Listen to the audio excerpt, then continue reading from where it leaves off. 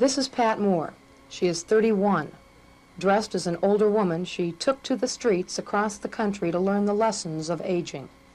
She was mugged in New York City, stoned in Clearwater, Florida, and shunned most everywhere else.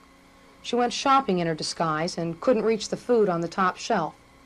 With her special eye drops, she couldn't read the small print on the labels. Pat Moore endured 3 years of insults, kindness, and frustration.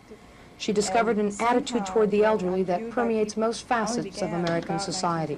The motivation was born out of pure frustration watching what was happening in New York City, which is the capital of engineering and design in this country, and realizing that we were deliberately designing a Darwinian society, this survival of the fittest. Pat Moore is trying to change that attitude by advising firms on product designs that won't keep anybody from using them. She will relate her experiences as an older American to the Governor's Conference on Aging tomorrow in Lincoln. From the Capitol Bureau for Newswatch 7 at 5, I'm Karen Kilgaren. I had good days and bad days. I was shown love and friendship. I was shown cruelty and hatred. I was mugged twice. I was beaten by a youth gang. I fell in love.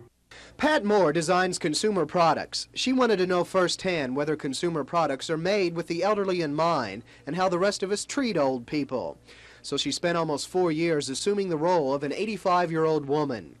What she found is that the rest of us don't pay much attention to the elderly, and we don't like to think about the reality that we too will grow old.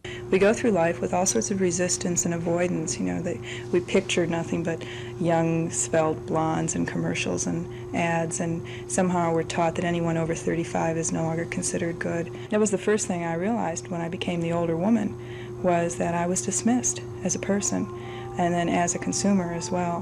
My needs weren't met by society. Moore shared some of her experiences today with this Louisville audience. She told how she prepared for her role and the experiences of spending some 20 hours a day as an old woman.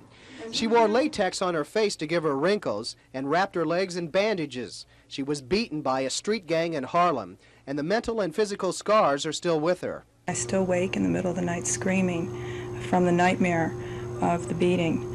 I don't have much recall about that, but she tells me this is still the case. I have spinal neuritis from beating, damage in my wrist, which precludes my using 2 fingers on my left hand. I have some facial cancer.